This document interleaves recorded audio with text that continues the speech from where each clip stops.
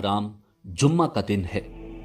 میدان کربلا میں ایک طرف 22,000 سے زائد یزیدی لشکر، ان کا سپہ سالار ایک سعید باپ کا شکی بیٹا، عظیم صحابی رسول حضرت سعد بن ابی وقاص رضی اللہ تعالی عنہ کا بدبخت اور لعین بیٹا عمر بن سعد، اور دوسری طرف نواسہ رسول جگر گوشہ زہرا بطول امام علی مقام امام حسین ابن علی اہل بیت اطہار اور جانثاروں کا لشکر۔ آج کربلا کی زمین کانپ رہی ہے اور امام صبر و رضا کا پیکر بن کر فوج یزید کے سامنے کھڑے ہیں۔ آپ نے خطبہ ارشاد فرمایا مگر ان ظالموں پر کوئی اثر نہ ہوا۔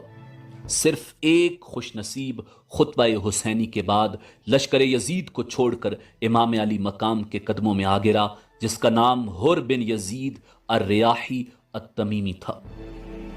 میدان کربلا میں جنگ کی ابتدا ہو گئی۔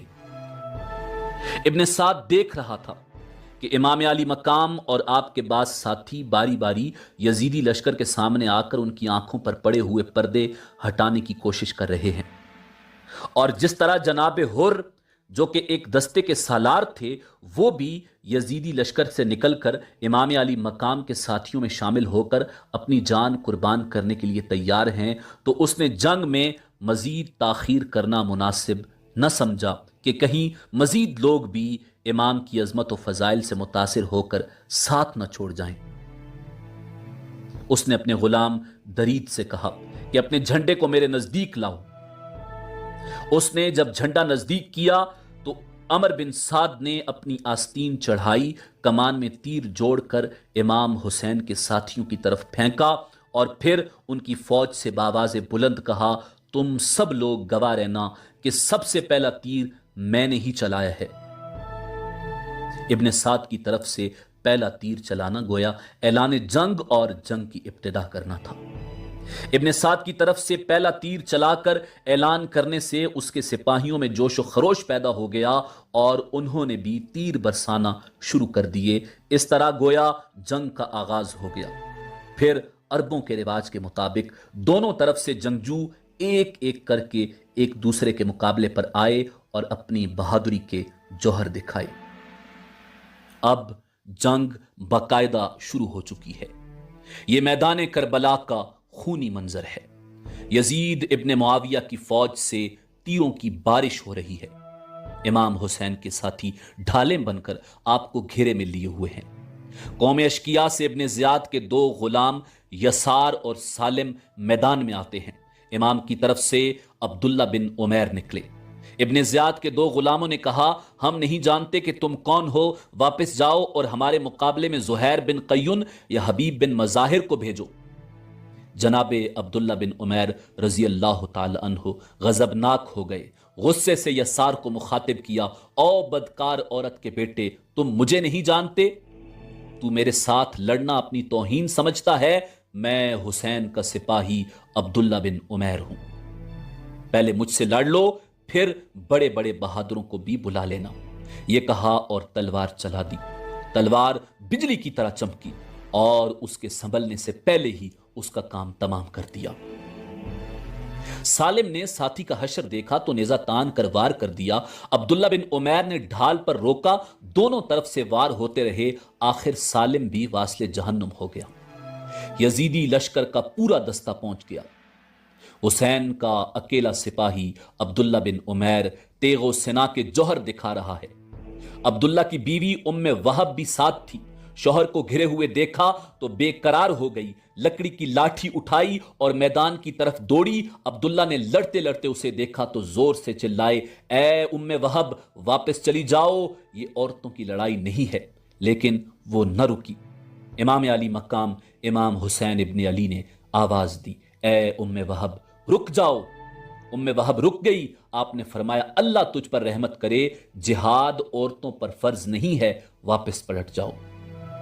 عبداللہ بن عمیر دشمنوں میں پوری طرح گھر چکا تھا، تلواروں کی باڑ آ رہی تھی اور یوں ریگزار کربلا کا پہلا شہید داد شجاعت دیتے ہوئے جام شہادت نوش کر گیا۔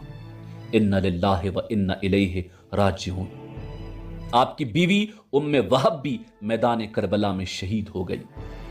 بعض روایات کے مطابق جناب حر بن یزید الریاحی میدان کربلا کے پہلے شہید ہیں، اور بعض روایات کے مطابق جناب عبداللہ بن عمیر رضی اللہ تعالی عنہ میدان کربلا کے پہلے شہید ہیں۔ عبداللہ بن عمیر کو شہید کر دینے کے بعد ابن زیاد کے بائیں بازو کے چند دستے حملہ آور ہوئے تو امام علی مقام کے ساتھی زمین پر گھٹنے ٹیک کر کھڑے ہو گئے اور نیزے اٹھا لیے۔ نیزوں کی انیاں سیدھی دشمن کے گھوڑوں کی گردنوں تک پہنچ جاتی تھیں۔ کئی ایک گھوڑے زخمی ہو گئے اور فوج اشقیاء آگے بڑھنے کے بجائے واپس لوٹ گئی، اور پھر ایک کا مقابلہ ایک سے شروع ہو گیا۔ امام علی مقام کا ایک ایک سپاہی اجازت طلب کر کے میدان میں جا رہا ہے اور اپنی شجاعت کے جوہر دکھا رہا ہے۔ جابری خاندان کے دو نوجوان امام علی مقام کی خدمت میں حاضر ہوئے۔ ان کی آنکھوں میں آنسو جاری تھے۔ امام نے فرمایا، ابن اخی کیوں روتے ہو؟ ابھی چند لمحوں بعد تم بھی چشمہ کوثر پر پہنچ جاؤ گے۔